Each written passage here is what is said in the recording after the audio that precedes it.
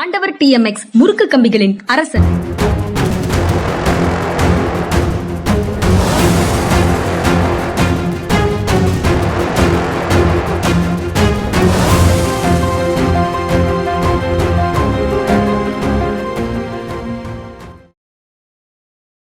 வணக்கம். இது மனிதா மனிதா சார். வணக்கம் சார். வணக்கம்ங்க. வணக்கம் சார்.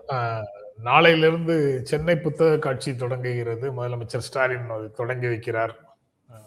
முதல் முறையாக வாசகர்களுக்கு இலவச அனுமதி அப்படின்ற ஒரு செய்தி இருக்குது.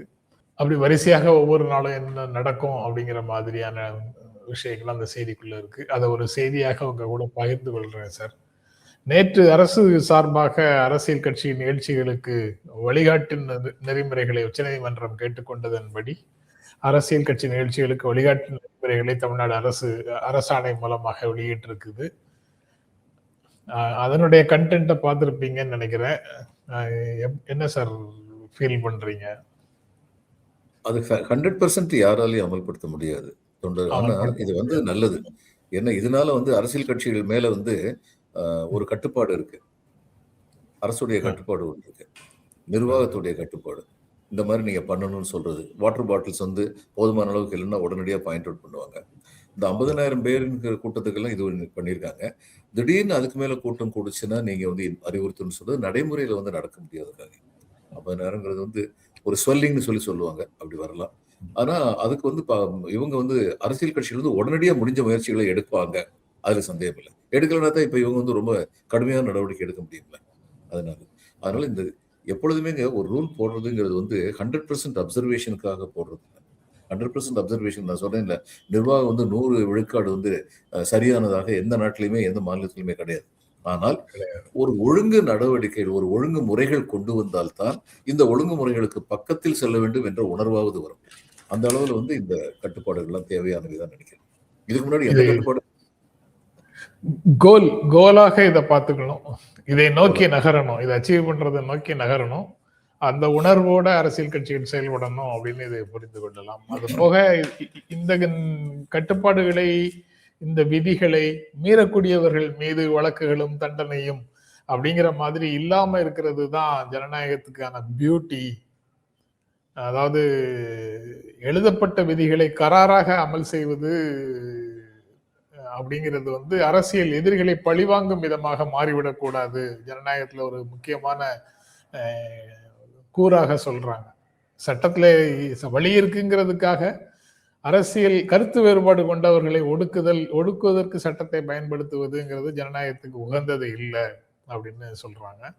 அது போக நடக்கக்கூடாதுன்னு சொல்றாங்க. அவ்வளவுதானே சொற்கமா சொல்லி. சரி சார். அதை நான் அடுத்து நான் சொல்ல போறதும் அதை நோக்கிதான் வருது சார். அதாவது எழுதப்பட்ட விதிகளை தாண்டி அந்த விதிகளை உருவாக்கியவர்கள் என்ன உணர்வோடு உருவாக்கினார்களோ அந்த உணர்வை கருத்தில் கொள்ள வேண்டும் அப்படிங்கிறதையும் ஜனநாயகத்தினுடைய முக்கியமான பங்காக சொல்றாங்க. அதாவது பண்பாக சொல்றாங்க. அந்த மாதிரி எல்லாம் தமிழ்நாட்டுல நம்ம முதலமைச்சர்கிட்ட சொல்லிட முடியும். அதாவது அரசிட்ட கோரிக்கை வச்சிட முடியும். இதையெல்லாம் கருத்து கொள்ளுங்கள் அப்படின்னு சொல்லிட முடியும். ஆனா இதற்கு நேர் மாறாக இன்னொரு அரசு செயல்படுகிறதேன்னு யாராவது கேட்டாங்கன்னா நம்ம ஒன்றும் பதில் சொல்ல முடியாது. இப்ப இதுல பேருந்துகள், இதுல இலக்கு பேருந்து எந்த கியூலையும் பெண்களுக்கும் சிறுவர்களுக்கும் முதியவர்களுக்கும் முதலில் வழிவிடுங்கள் அப்படின்னு சொல்லி இருக்கு. இதுக்கு எந்த சட்டமும் கிடையாது. ஆனா அது ஒரு மரபு, ஒரு கடைபிடிக்க வேண்டிய ஒரு கண்ணியமான ஒரு மரபு. அந்த மாதிரி தான் பல விஷயங்கள் நீங்க சொல்ற மாதிரி மரபுகளுக்கு மதிப்பளிக்கப்பட வேண்டும். இந்த புத்தக கண்காட்சியை பத்தி சொன்னீங்க. ஃப்ரீ என்ட்ரன்ஸ் கொடுத்திருக்காங்க, கட்டணம் இல்லைன்னு சொல்லி இந்த வருஷம் கொடுத்திருக்காங்க, பாராட்ட வேண்டியது. ஆனா இந்த நேரத்தில் இன்னொன்னு சொல்லி, ஈரோடு புத்தக கண்காட்சியில் நம்முடைய நண்பர் ஸ்டாலின் குணசேகரன் இத்தனை வருஷமா இது கிடையாது, கட்டணம் கிடையாது, உள்ள வர வாசகர்களுக்கு கட்டணம் இல்லாமல் நடத்திக்கிட்டு இருக்காரு அப்படிங்கிறது இந்த நேரத்தில் நம்ம நினைவு நினைக்கிறேன். அப்புறம் இந்த புத்தக கண்காட்சி பெங்கால்ல அது ரொம்ப பெரிய ஒரு விஷயம். புத்தக கண்காட்சி பெங்கால்ல இந்த லிஃப்ட் ஆப்ரேட்டரா இருக்க பையன் லிஃப்ட் ஆப்ரேட் பண்ணிட்டு இருப்பாரு, கையில ஒரு புத்தகத்தை வச்சு படிச்சுக்கிட்டு இருப்பாரு. அந்த அளவுக்கு ரீடிங் ஹேபிட் ரொம்ப அதிகமா இருந்தது. இன்னைக்கு எப்படின்னு எனக்கு தெரியாது. இதெல்லாம் வந்ததுக்கு அப்புறம் அதுல ஒரு சேஞ்ச் இருக்கு சார். அதாவது வேற ஒரு நகரமே ஒரு பண்பாட்டோட இருக்குங்கிற மாதிரி சொல்லணும்னா, ஒரு நாடுல ட்ரெயின் ஜப்பான்ல ட்ரெயின்கள்ல எல்லாத்துலயும் ஏறுவாங்க, ஏறி உட்கார்ந்த உடனே எல்லாரும் புக்கு படிச்சுட்டு இருப்பாங்க ஒரு அந்த அந்த பீரியட்ல. இப்போ எல்லாரும் இப்பவும் கையில போனை தான் விரிச்சு வச்சுட்டு இருக்காங்க. போன்ல படிக்கிறாங்க அல்லது போன்ல கேம் விளையாடுறாங்க. முன்னால அந்த ஆப்ஷன் இல்ல. முன்னால புக் மட்டும் தான் படிச்சுட்டு இருந்தாங்க. இப்போ போன்ல ஏதாவது ஒரு கேம் ஆடுறாங்க அல்லது படிக்கிறாங்க. புத்ததேவ் பட்டாச்சாரியா சீஃப் மினிஸ்டர் இருந்த வரைக்கும், அவர் அமைச்சரா இருந்த காலத்துல இருந்து புத்தக கண்காட்சிக்கு வருவாரு. அங்க வந்து ஒரு 1 மணி நேரம் 2 மணி நேரம் செலவழிப்பாரு. சில புத்தகங்கள் விலைக்கு வாங்கிட்டு போவார். அப்படி ஒரு பழக்கம் இருந்தது. அது ஒரு நல்ல முன்னுதாரணம். அது மாதிரி சரி. இன்னைக்கு புத்தகங்கள் படிக்க வேண்டிய பழக்கத்தை மறுபடியும் கொண்டு வர வேண்டிய தேவை இருக்கு. இந்த இதெல்லாம் வந்து செல்போன்ல படிக்கிற நிறைய பேர் கண்ணு கெட்டு போயிருது. அது உண்மைதான். இத்தனோடு எழுத்துல படிக்கிறது கண்ணு கெட்டு போயிருது. இங்க அறிவு திருவிழாவை ஒட்டி வள்ளுவர் கோட்டத்துல இவங்க ஒரு முற்போக்கு கண்காட்சி நடத்தினாங்க சார்.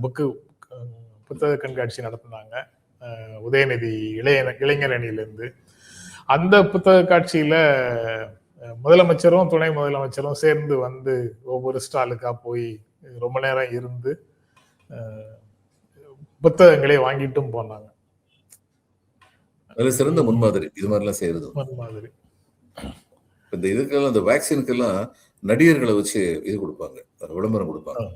நான் வெல்ஃபேர்ல இருந்தபோது இந்த டி அடிக்ஷனுக்கு வந்து அவங்க வந்து நாங்கள் அவங்ககிட்ட காசு வந்து எனக்கு கொடுக்க மாட்டோம், நல்ல காரியம் நீங்க வந்து எங்களுக்கு கொடுக்கணும்னா அவங்க ஏன் காசும் வாங்க மாட்டாங்க. பெரிய பெரிய நடிகர்கள்லாம் வந்து டி அடிக்ஷன் எடுத்து பேசுவாங்க. ஏன் இந்த நடிகர்கள், விளையாட்டு வீரர்கள், நடிகர்கள் இவங்களெல்லாம் வந்து மக்கள் வந்து ரொம்ப அட்மைரிங்கா பாக்குறாங்க. அப்ப அவங்க சொல்லும்போது அது இன்னும் ஊக்கம் பெறுது. அப்படிங்கிற மாதிரி தான் முதல்வரும் துணை முதல்வரும் போய் நூல்கள் வாங்குறதுன்றது வந்து ரொம்ப சிறப்பான ஒரு செயல். நீங்க வந்து வேக்சின்ஸுக்கு நடிகர்கள் அல்லது பிரபலங்கள் ஒரு என்டாஸ்மெண்ட் மாதிரி ஒண்ணு பண்றாங்க அப்படின்னு சொன்னீங்கல்ல சார், அதே மாதிரி அரசினுடைய வளர்ச்சி திட்டங்கள் அது தொடர்பாக நடிகர்கள் ஏதேனும் விழால வந்து பேசிட்டா அதை கடுமையாக கண்டிக்கிறாங்க. இவங்க எல்லாவற்றையும் ஏன் சினிமாவோட சேர்த்து பண்றீங்க அப்படின்னு ஒரு கேள்வியை கேட்கிறாங்க.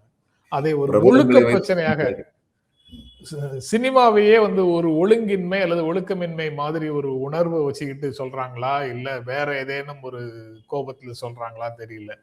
சினிமால இருந்து யாராவது பிரபலங்கள் வந்து ஒரு நல்ல விஷயத்தை பேசிட்டா, அந்த கூட்டத்துல வந்து பார்ட்டிசிபேட் பண்ணிட்டா, அதற்கு உடனடியாக அதை எப்படி அவதூறு செய்வது அப்படின்னு ஒரு கூட்டம் இருக்குது.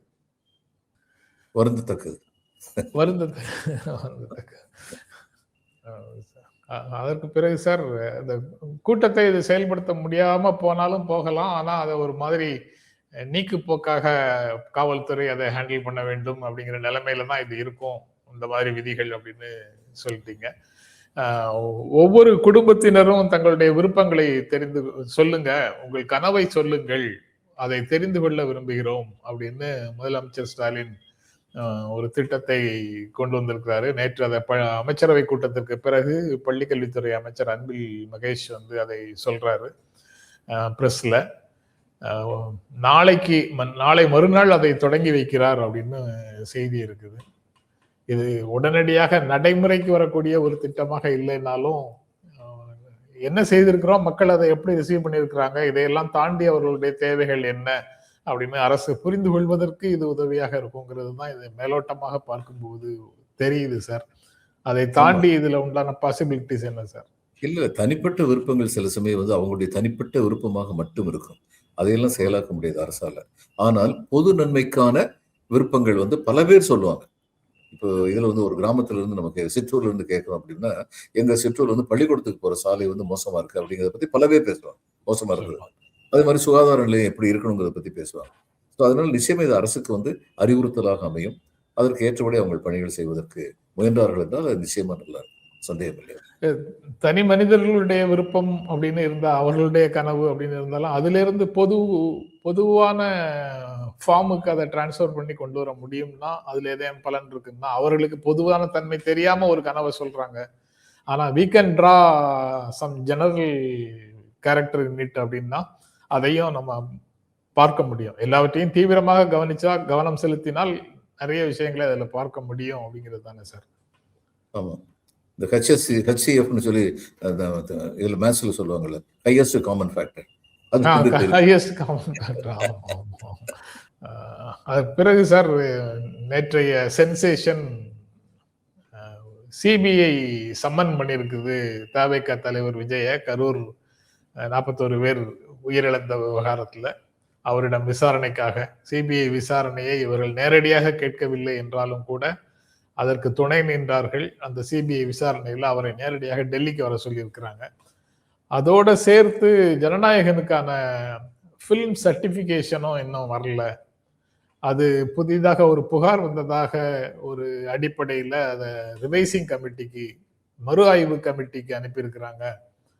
இந்த இரண்டுமே அவரை அரசியல் ரீதியாக அவருக்கு கொடுக்கப்படுகின்ற நெருக்கடி அப்படின்னு நேற்று ஊடகங்கள்ல ஒரு பரபரப்பு நிலவியது. நீங்க எப்படி பாக்குறீங்க சார் அதை? இல்ல, இதுல இந்த தயாரிப்பாளர் சார்பா பராசரன் அப்பியர் ஆயிருக்காரு. அவர் ஒரு கேள்வி கேட்டிருக்காரு. அது சரியான கேள்வி. இந்த படத்தை பார்த்ததே சென்சார் போர்டு மெம்பர்ஸ் தான், வேற யாருக்கும் படத்தை போட்டு காட்டல. அப்புறம் எப்படி யாரோ ஒருத்தர் கம்ப்ளைண்ட் பண்ணாரு, இதுல மத உணர்வுகளை, சிறுபான்மையின் மத உணர்வு புண்படுத்துன்னு எங்க இருந்து அவருக்கு தெரிஞ்சது? இந்த கேள்விக்கு அவங்க சென்சார் போர்டு பதில் சொல்ல, இல்லை எங்களுக்கு கம்ப்ளைண்ட் வந்திருக்கு. அப்ப ஒரு கம்ப்ளைண்ட் வந்தா உடனடியே அதை நீங்க மறு ஆய்வுக்கு அனுப்பிடுவீங்களா? இது நிச்சயமா அவருக்கு ஒரு த்ரெட்டு தான். சரி, ஏற்கனவே தலைவா படத்துல பணிஞ்சு போனார்ல, அது மாதிரி இதுலயும் பணிஞ்சு வந்துருவாருன்னு எதிர்பார்க்கிறாங்க. பட் அதெல்லாம் சிஎஃப்சிஏ சர்டிபிகேஷன் ராஜீவ்காந்தி கொலை வழக்கு விசாரணையிலும் சிபிஐ விசாரணை எங்க நடந்துச்சு? சென்னையில தான் நடந்துச்சு. கார்த்திகேயன் ஸ்பெஷல் ஆஃபீஸரை போட்டு எஸ்ஐடி ஸ்பெஷல் டீம் பண்ணி இங்க தானே வச்சிருந்தாங்க. மெட்ராஸ்ல ரெகுலர் சிபிஐ ஆஃபீஸ் ஒன்று இருக்கு. அங்க உள்ள ஆபீசர்ஸ் கம்ப்யூட்டன்ஸ் கிடையாதா? அவங்கள வச்சு இந்த விசாரணை நடத்தலாமே. எவ்ரிபடி, இந்த மாவட்ட ஆட்சியரை, காவல்துறை கண்காணிப்புல டெல்லிக்கு எதுக்கு கூட்டு போனோம்? இதுல நீங்க ஒண்ணு தெரிஞ்சுக்கணும், நீங்களும் நானும் நம்ம எல்லாருமே தெரிஞ்சுக்கணும். இந்த சுப்ரீம் கோர்ட் ஒரு ஆர்டர் போட்டாங்க பாருங்க, இதை பத்தி விசாரிக்கிறதுக்கு நீதிபதி தலைமையில ஒரு குழு அமைப்போம். அதுல தமிழ்நாட்டை சேர்ந்த 2 ஐபிஎஸ் அதிகாரிகள் இருக்கலாம். அதுல என்ன சொல்ற, தமிழர் அல்லாத தமிழ்நாடு காடரை சேர்ந்த 2 ஐபிஎஸ் இருக்கலாம்னு சொல்லி முதல்ல போட்டாங்க. அடுத்து எந்த 2 ஐபிஎஸ் போட்டிருக்காங்க? கவர்மெண்ட் ஆஃப் இந்தியாவுக்குள்ள வேலை பார்க்கறவங்கள போட்டிருக்காங்க. இப்ப இவங்க இந்த அளவுக்கு தமிழ் ஐபிஎஸ் ஆபீசர் சந்தேகப்பட்டாங்கன்னா, நான் சந்தேகப்பட மாட்டேன்னா கவர்மெண்ட் ஆஃப் இந்தியாவுக்கு கீழே வேலை பார்க்கறவங்களை நீங்க போட்டீங்க, ஏன்னா அவங்க கவர்மெண்ட் ஆஃப் இந்தியாவை சொல்றதை கேட்பாங்க அப்படி சொல்லி நீங்க போட்டீங்க, நான் சந்தேகப்பட மாட்டேன்னா? அதே மாதிரி இன்னைக்கு தமிழ்நாட்டுல ஒரு சிபிஐ அமைப்பு இருக்கு மெட்ராஸ்ல. அந்த அமைப்பில் இவங்களுக்கு இதே நம்பிக்கையே கிடையாதா? எல்லாரும் டெல்லிக்கு வான்னு ஏன் கூப்பிடணும்? அப்ப தமிழ்நாட்டுல இருந்தா யாரா இருந்தாலும் சரி, சென்ட்ரல் கவர்மெண்ட்ல வேலை பார்த்தாலும் சரி, ஸ்டேட்ல வேலை பார்த்தாலும் சரி, தமிழர்கள் என்றால் அவர்கள் நம்பிக்கைக்கு பாத்திரமானவர்கள் இல்லை அப்படின்னு சொல்லி சொல்றாங்களா? What is the message they are giving? இது இந்தியாவுடைய பெடரலிஸ்டுக்கு, கூட்டாட்சிக்கு எந்த விதத்தில அது உதவுதா? நீங்களாம் கூடி நின்று தமிழர்கள் துரோகிகள் சொல்லிக்கிட்டே இருக்கீங்களா? இதுல நேற்று தொலைக்காட்சி நிகழ்ச்சியில இருந்த நேரத்துல கொழும்புல ஐஜியா இருந்தவர் ஒரு தமிழ் ஆபீசர் ஸ்ரீலங்கன் கவர்மெண்ட்டுக்கு, when I swear loyalty to the constitution, I swear loyalty to the constitution, அவ்வளவுதான். அப்படித்தான் என்னுடைய ஃபங்க்ஷன் இருக்க முடியும். இல்லைன்னா பாயிண்ட் அவுட் பண்ணுங்க. முதல்லயே தீர்மானம் பண்ணிட்டீங்களா தமிழன்னா ஒதுக்கி வைக்கணும்னு? இதெல்லாம் ரொம்ப தப்பான காரியம். திரும்பி திரும்பி இது தொடர்ந்து நடந்துகிட்டே இருக்கு. இது அதிகமாக விவாதிக்கப்படாமல் போய்கிட்டே இருக்கு. அந்த வெர்டிக்ட் வரும்போதே விஷத்தை கலக்கிறது இவங்கதான், இப்படிப்பட்ட செயல்கள் தான். அதாவது வெர்டிக்ட் வரும்போதே அது வந்தது சார் அந்த பேச்சு. ஆனா அதுக்கப்புறம் அது சீரியஸாக வளரல. தமிழர் அல்லாத ஆபீசர்ஸ் 2 பேர் அதுல போடணும் அப்படின்னு சொல்லும் போதே அது ஒரு சர்ச்சையாக வந்தது. அந்த வெர்டிக்ட் மீதான விமர்சனமாக வந்தது. ஆனா நேற்று நீங்க இதை டெல்லிக்கு ஏன் கூப்பிடுறாங்கிறதுக்கு நேற்று தொலைக்காட்சிகள்ல நான் பார்த்த ஒரு சில விவாதங்கள்ல அரவிந்த் குணசேகரன், பத்திரிகையாளர் அரவிந்த் குணசேகரன் ஒரு செய்தி சொன்னாரு. அந்த வழக்கு ஒரு பர்டிகுலர் செக்ஷன்ல போட்டிருக்கு, அதை ஹேண்டில் பண்றது சென்னையில இருக்கக்கூடிய சிபிஐக்கு அந்த அதிகாரம் இல்லை, அதனால அங்க கூப்பிடுறாங்க அப்படின்னு சொன்னாரு. ஆனா அந்த அலுவலகத்தை பயன்படுத்தி இங்க ஒரு விசாரணை 1 நாள் நடத்துறதோ 2 நாள் நடத்துறதோ நடத்த முடியுமா முடியாதாங்கிற கேள்வி அதுக்கப்புறம் யாரும் அங்க கேட்கல. அதனால அது அப்படியே நின்று போச்சு. அவர் சொல்றது சரியா இருந்ததுன்னா அந்த டெல்லி அதிகாரிகள் சென்னைக்கு வரலாம்ல? அவங்க தான் கரூர்ல போய் பண்ணாங்கல்ல சார். எப்படிங்க கரூர்ல போய் பண்ணாங்க? அதாவது பிரிலிமினரியாக கரூர்ல பண்ணாங்க. இல்ல, இந்த கேள்வி அந்த தவேக நிர்வாகிகள் டெல்லியில போய் விசாரணைகளை பங்கேற்றாங்கல்ல, அந்த சமயத்துல வராம விஜயை கூப்பிடும் போது ஏன் வருதுங்கிறதும் ஒரு பிரச்சனை வருது. இல்ல, நான் மாவட்ட ஆட்சியரை கூப்பிட்ட போதே நான் கேள்வி எழுப்பினேன், இது எதுக்காக வேண்டி இந்த மாதிரி செய்யறாங்க அப்படின்னு சொல்லி.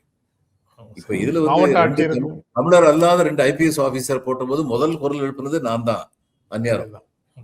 ஆனா அதெல்லாம் அது எடுபடல. நமக்கு என்ன பண்ண முடியும்? நம்ம பாயிண்ட் அவுட் பண்ண முடியும். நம்ம என்ன, நமக்கு பின்னாடி ஒரு அரசியல் பின்புலம் இருக்கா? அல்லது அரசியல் தொண்டர்கள் பலம் இருக்கா? ஒரு நியூட்ரலான ஒரு கருத்தை சொல்ல முடியும், அவ்வளவுதான். என்ன? அது போக அப்படி ஒரு நெருக்கடி இருந்தால், விஜய்க்கு அரசியல் ரீதியான நெருக்கடி ஏதாவது இருந்தால், அந்த நெருக்கடி கிட்டத்தட்ட அரவிந்த் கெஜ்ரிவாலுக்கு நெருக்கடி கொடுத்தா ராகுல் காந்திக்கு போற ஓட்டெல்லாம் அரவிந்த் கெஜ்ரிவாலுக்கு வரும், ராகுல் காந்தி 3வது இடத்துக்கு போயிடுவாரு அப்படிங்கிற மாதிரியான ஒரு கால்குலேஷன்ல அப்போ அந்த அரவிந்த் கெஜ்ரிவாலுக்கு எதிரான நடவடிக்கைகளை பற்றி நாம பேசியிருக்கிறோம்.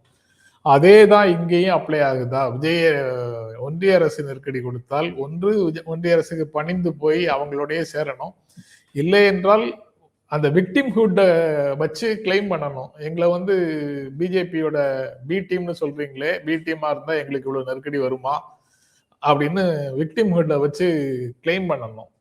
அந்த பாதிக்கப்பட்டவர் நான், எனக்கு நீதி வழங்குங்கள் அப்படின்னு சொல்லி ஆன்டி பிஜேபி ஓட்டுகளை தன் பக்கம் ஈர்ப்பதற்கு அந்த ஒரு முயற்சியாக அதை செய்யணும். அந்த அந்த டிசைனும் இதுக்குள்ள இருக்குதா அப்படிங்கிற ஒரு கேள்வி வருது. இருக்கலாம். அதாவது they are firing from all cylinders. அதாவது என்னென்ன சான்ஸ் கிடைக்குது அத்தனையும் ஆனா ஒரு சான்ஸும் இன்னொரு சான்ஸும் ஒண்ணுக்கு ஒண்ணு முரண்பட்டதா இருக்கு அப்படிங்கிறது உண்மை.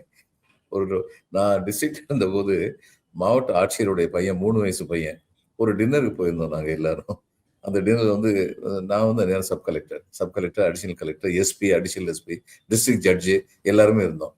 அந்த சின்ன பையன் முதல்ல வந்து காஜல்னு ஒரு பையன், அவன் பாத்துக்கிற பையன், அவன் தமிழ்ல சொல்றேன் சொன்னதை, இந்த காஜல் தாவை பிடிச்சி அரெஸ்ட் பண்ணி உள்ள வைங்க அப்படின்னா. 3 வயசு பையன். உடனே நான் தான் கேட்டேன், ஏன் அவனை அரெஸ்ட் பண்ணி உள்ள வைக்கணும் அப்படின்னு. இல்ல, அவன் என்னைய தவுட்டுக்கு வித்துட்டான். சின்ன பிள்ளைகள் விளையாடுவாங்கல்ல, நீ வித்துடுறேன், தவுட்டு வாங்கிடுறேன்னு சொல்லி அந்த மாதிரி அந்த பையன் சொல்லியிருந்திருக்கான். இவனுக்கு கோவம் வந்துருச்சு, அவன் என்னை தவுட்டுக்கு வித்துட்டான் அப்படின்னா. நீ எனக்கு சிரிப்பு வந்துருச்சு. அடுத்து அவன் என்ன தெரியுமா பண்ணா, ஒவ்வொருத்தட்டையா போய் எஸ்பிட்ட போய் நின்று, நீ அரெஸ்ட் பண்ணுவியா, அடுத்த ஜட்ஜிட்ட போய் நீ அரெஸ்ட் பண்ணுவியா, ஒவ்வொருத்தையா கேட்டான், நீ அரெஸ்ட் பண்ணுவியான்னு. இன்னைக்கு பிஜேபி அந்த நிலைமையில் இருக்கு. ஒவ்வொருத்தையா போய் திமுக ஓட்ட பிரிச்சிருவீங்களா, திமுக ஓட்ட பிரிச்சிருவீங்களா அப்படின்னு கேட்டுக்கிட்டு இருக்காங்க. அந்த நிலைமையில் இருக்காங்க. இதுதான் உண்மை. இந்த பொலிட்டிக்கலா நிறைய கமெண்ட்ஸ் இருக்கு சார். அது டைம் இருந்தா கடைசியா பார்க்கலாம் சார். இது தவிர நேற்று இன்னொரு முக்கியமான ஃபயர் நியூஸ், உண்மையிலேயே ஃபயர் நியூஸ், தீபம் ஏற்றுவது தொடர்பாக நீதிமன்றம் கொடுத்த தீர்ப்பு. அத திருப்பரங்குன்றம் அந்த தர்காவுக்கு பக்கத்துல இருக்கிற அந்த 15 அடி தூரத்துல இருக்கிற அல்லது 50 அடி தூரத்துல இருக்கிற அந்த தூண்ல தான் தூண்லையும் தீபம் ஏற்ற வேண்டும் அப்படின்னு ஒரு தீர்ப்பை கொடுத்திருக்கிறாங்க. மாடிஃபிகேஷன் என்னன்னா, சாமிநாதன் கொடுத்த தீர்ப்புக்கும், ஜஸ்டிஸ் சாமிநாதன் கொடுத்த தீர்ப்புக்கும் இதுக்கு உண்டான மாடிஃபிகேஷன் என்னன்னா, ராம ரவிக்குமாரையே போய் ஏத்திட்டு வாங்க, 10 பேரை கூட்டு போயின்னு அவர் சொல்லியிருந்தாரு. இந்த தீர்ப்பு தேவஸ்தானம் தான் ஏத்தணும், ஏற்கனவே வழக்கமாக ஏற்றக்கூடிய இடத்துலயும் ஏத்தணும், புதிதாக இந்த இடத்துலயும் அடிஷனலா ஏற்றணும் அப்படின்னு சொல்றாங்க. பொதுமக்களை அழைத்து கொண்டு ஏற்றக்கூடாது அப்படின்னு சொல்லியிருக்கிறாங்க. இப்படி சொல்வதன் மூலமாக சட்டம் ஒழுங்கு பிரச்சனையை தவிர்த்து விடுவதாக ஒரு நினைப்பு, ஒரு பார்வை அந்த தீர்ப்புக்குள்ள நீதிமன்றத்துக்கு இருப்பதாக தெரிகிறது. இதை எப்படி பாக்குறீங்க சார்? இப்ப ஒரு கோயில் அல்லது கோயில் சம்பந்தப்பட்ட இடத்துல என்ன செய்யணுங்கிறது கோயில் அதிகாரிகளுடைய உரிமையா அல்லது அரசு அல்லது நீதிமன்றத்துடைய உரிமையா? கோவில் தேவஸ்தானத்தோட உரிமை தான். இப்ப தேவஸ்தானத்தை பத்தி நீ அங்க போய் தெய்வத்துன்னு சொல்றதுக்கு அவங்க சொன்னது எந்த விதத்துல சரியான தீர்ப்பா இருக்குன்னு எனக்கு தெரியல. அதுக்கப்புறம் இந்த வழக்கு வந்து பப்ளிக் இன்ட்ரெஸ்ட் லிட்டிகேஷன் கிடையாது, இது பிரைவேட் இன்ட்ரெஸ்ட் லிட்டிகேஷன். அந்த ராம்குமார் என்கிற நபர் நான் போய் அங்க போய் இது ஒண்ணு எனக்கு பெர்மிஷன் கொடுங்கன்னு கேட்டேன். இதுக்கு வந்து இந்த மாதிரிலாம் கேட்டா அப்ப நான் கேட்கிறேன், தியரட்டிக்கல் நான் கேட்கிறேன், திருப்பதியில போய் நான் வந்து எனக்கு ஜாங்கிரி தான் வேணும், எனக்கு இந்த பிரசாதம் வேண்டாம், அதுக்கு அலோவ் பண்ணுங்க, நான் ஒரு கேஸ் போடலாமா? லட்டும் கொடுக்கணும், ஜாங்கிரியும் கொடுக்கணும் அப்படின்னு தீர்ப்பு கொடுப்பாங்க. தீர்ப்பு கொடுப்பாங்க சார், அப்படி தீர்ப்பு கொடுக்கலாம். அதுக்கப்புறம் அது திருப்பதி தேவஸ்தானத்துக்கு கட்டளையிடப்படும், நீங்க ஜாங்கிரியும் சேர்த்து வச்சு கொடுங்கன்னு சொல்லி இப்படி கேட்டுக்கிட்டே போகலாம், எல்லை இல்லாம கேட்டுக்கிட்டு யாரு என்ன விரும்புறாங்களோ அத்தனை வந்து கேஸ் போடலாம். இதெல்லாம் வந்து டிஸ்டர்பிங் தி பண்டோராஸ் பாக்ஸ், அனாவசியமா இந்த மாதிரி. இது உச்ச நீதிமன்றத்துக்கு போறதோட இவங்களுக்கு ஒரு வழி இல்லை, போவாங்க. போறாங்க, போறதாக மேல்முறையீடு செய்வோம்னு சொல்லிட்டாங்க. ஒரே ஒரு தீபம் வருஷத்துக்கு ஒரு தடவை ஏத்துற தீபத்துக்கு உச்சநீதிமன்றம் போகணுமா? அதை ஏத்திட்டு போயிடலாம்ல அப்படின்னு பிஜேபி தலைவர்கள் கேட்கிறாங்க. எனக்கு இன்னொன்னு என்ன தெரியலன்னா, இவர் வந்து வாஞ்சிநாதன் வந்து அது வந்து சர்வே பில்லர்ன்னு சொன்னார். அந்த சர்வே பில்லுன்னு சொன்னதுக்கான இன்னொரு இது ஓய்வு பெற்ற வட்டாட்சியர் வந்து பேட்டி கொடுத்திருந்தாரு. இது மாதிரி சர்வே பில்லர்ஸ் வந்து மேற்கு தொடர்ச்சி மலையில எத்தனையோ இடங்கள்ல இருக்கு. இது கோயிலுக்கு பக்கத்துல இருக்கு அவ்வளவுதான். மற்றபடி எத்தனையோ இடங்கள் இருக்கு. அதை ஏன் இவங்க வந்து அரசு வந்து சரியா வந்து அனலைஸ் பண்ணல? அது ரைட் ஆர் ராங் அப்படிங்கறத பத்தியான ஒரு ஒப்பீனியன் கொடுக்கவே இல்லை அங்க வந்து அரசு வந்து. அது ஏன்னு எனக்கு தெரியல. இவங்க சில சமயங்கள்ல அரசு வழக்கறிஞர்கள் வந்து இந்த சிபிஐ விசாரணை வேணும்னு சொல்லி அங்க கேட்ட போதும் இதுல இந்த கரூர் இன்சிடென்ட் பத்தி அந்நியாரமும் தமிழ்நாட்டு அரசு வழக்கறிஞர்கள் வந்து அங்க வந்து சொதப்புனாங்க. ரொம்ப ஒரே ஒண்ணுதான் சொல்லணும். இதை வந்து விசாரணையே ஆரம்பிக்கலையே, எந்த காரணத்தை வச்சு சிபிஐ தான் சரியா விசாரிக்கும், ஸ்டேட் போர்டு சரியா விசாரிக்காதுன்னு சொல்ல முடியும் அப்படிங்கிற கேள்வி சரியான முறையில் எழுப்பப்படவில்லை. இங்கேயும் அது மாதிரி தான் சொதப்பியிருக்காங்கன்னு நான் நினைக்கிறேன். பொலிட்டிக்கல் வெண்டேட்டா அப்படிங்கிறது தான். டிவிகேயே வந்து அந்த கோரிக்கையை வைக்கலையே சார். அதாவது நேரடியாக வைக்கல. டிவிகேயினுடைய கோரிக்கை வந்து நீதிமன்றத்தினுடைய மேற்பார்வையில, உச்சநீதிமன்றத்தினுடைய மேற்பார்வையில ஒரு விசாரணை அப்படின்றது தான் அவங்களோடது. பிஜேபி தான் அவங்களுடைய ஆட்கள் மூலமாக இந்த கோரிக்கையை வச்சு அதை எக்ஸிக்யூட் பண்ணி கொண்டு வந்துட்டாங்க. கொலாட்ரல் டேமேஜ் அப்படின்னு சொல்லுவாங்கல்ல. ட்ரம்ப் இது பண்ணி எதுக்கு எல்லா பிரச்சனையும் தீர்த்து வைக்கிறேன்னு போய் சொல்றாருல. அதை பத்தி ஒரு ஜோக் ஒண்ணு போட்டிருந்தாங்க. அவர் ரொம்ப கோபமா பேசிட்டு இருக்காரு ட்ரம்ப் வந்து போன்ல. இல்ல இந்த பிரச்சனையில நான் தீர்த்து வைக்க மாட்டேன். அதை நான் பொண்டாட்டி புருஷன் இடையில உள்ள பிரச்சனைகள் நான் தீர்த்து வைப்பேன். உங்கள்கிட்ட யார் சொன்னது? எனக்கு போன் பண்ணிட்டு இருக்கீங்க அப்படின்னு அவர் வந்து யாரோ ஒரு கணவர்கிட்ட வந்து ஒரு அப்பாவி கணவர்கிட்ட வந்து பேசுறாரு அப்படின்னு போட்டிருந்தாங்க. இன்னைக்கு சிபிஐ அந்த நிலைமைக்கு ஆளாக்கிட்டு இருக்காங்க. எதுக்கு எடுத்தாலும் சிபிஐ விசாரணைன்னு சொல்லி. ட்ரம்ப்னு சொன்ன உடனே அது தொடர்பாக வரக்கூடிய செய்திகள் சார். யுஎன் வந்து கண்டனம் தெரிவிச்சிருக்குது அமெரிக்காவினுடைய மடூராவை அரெஸ்ட் பண்ண விவகாரத்துல. ஒரு நாட்டின் இறையாண்மை, வெனிசுலாவின் இறையாண்மைக்கு எதிராக நடத்தின கைது அப்படின்னு கண்டனம் தெரிவிச்சிருக்குது. மடூராவும் அமெரிக்க நீதிமன்றத்துல நான் ஒரு போர்க்கைதி, அவங்க சொல்ற மாதிரி போதை குற்றவாளின்னு சொல்ல நான் ஏற்கல, என்னுடைய நாட்டுக்குள்ள வந்து அமெரிக்க ராணுவம் என்னை கைது செய்து வந்திருக்குது, அதனால நான் ஒரு போர்க்குற்றவாளி அப்படின்னு சொல்லி அவருடைய ஸ்டாண்ட அங்க நீதிமன்றத்துல சொல்லியிருக்கிறாரு. கொலம்பியா அதிபர் வந்து என்னை கைது செய்து பாருங்கள் ஒரு சவால் விடுறாரு. ஒரு புள்ளிவிவரம் சொல்லுது,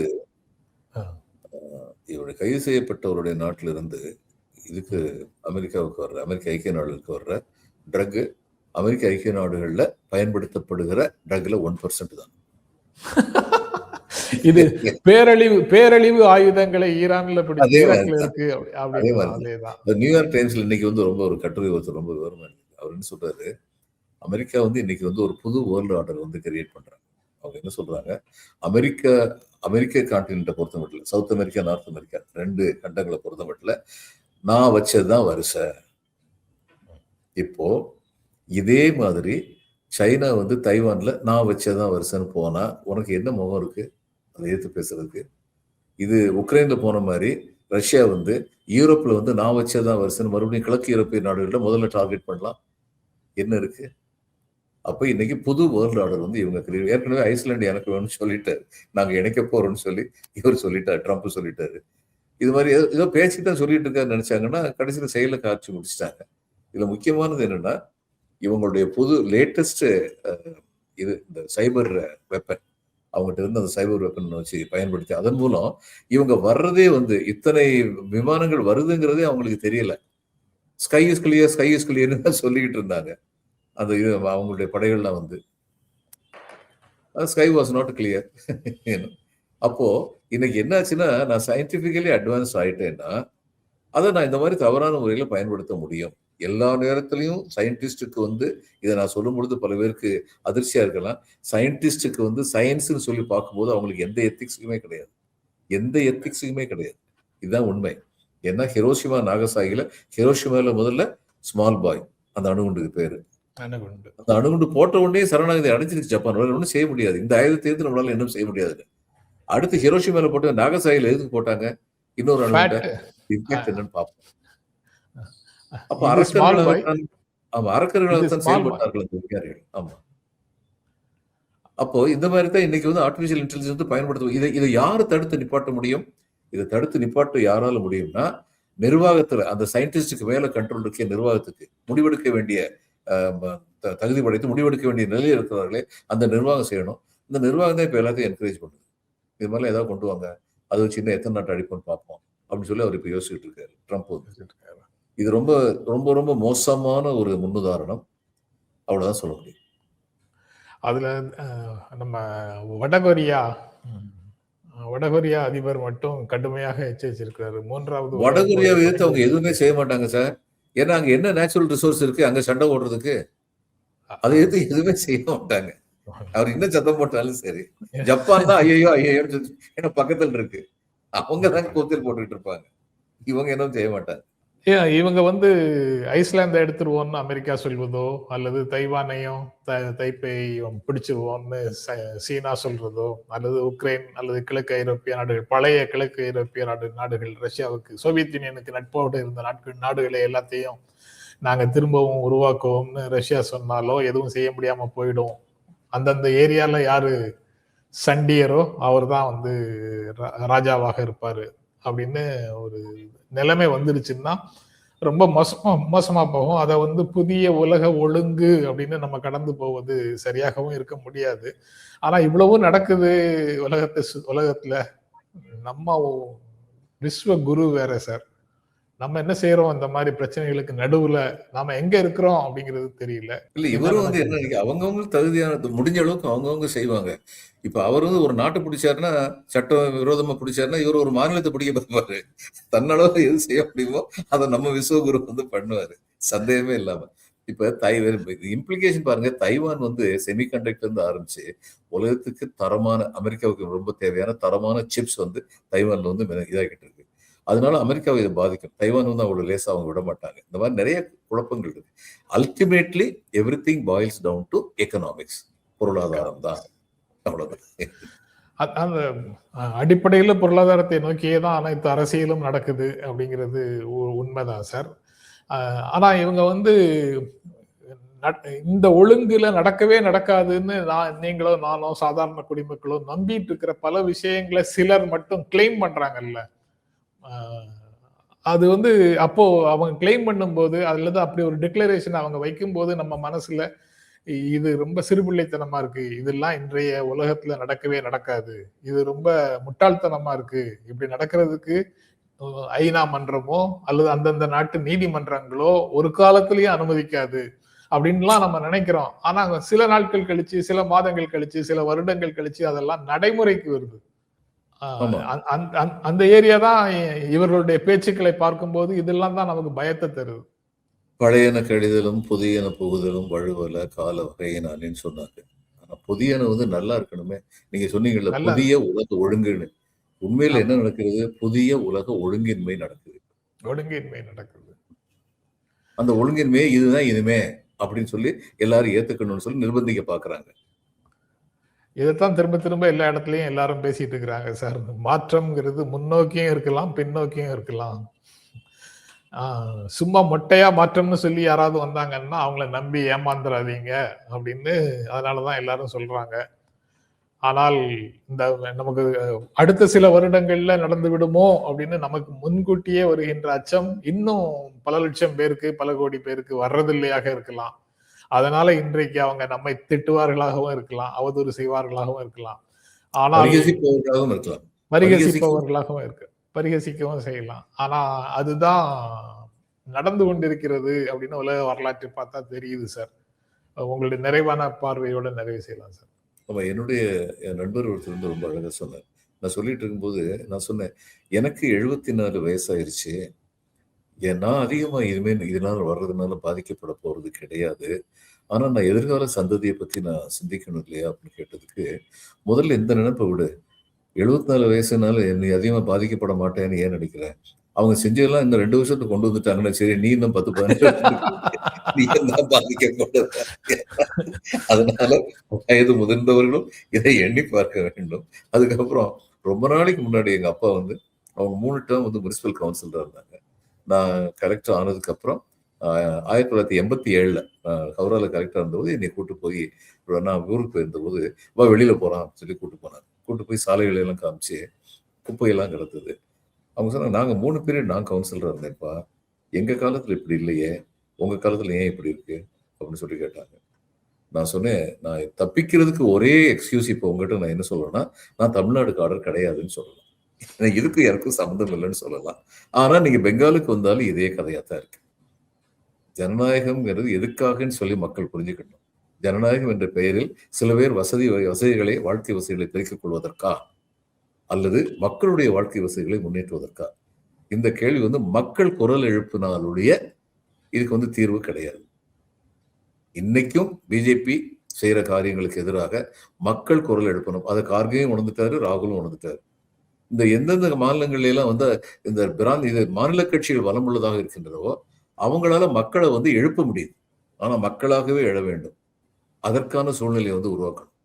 அது ஜனநாயகத்தின் அடிப்படையில் நடக்க வேண்டும். அன்றுவலியா போகக்கூடாது.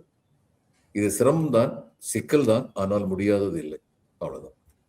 ரொம்ப நன்றி சார். நாளைக்கு தொடர்ந்து பேசுவோம் சார். ரொம்ப நன்றி. வணக்கம். வணக்கம்.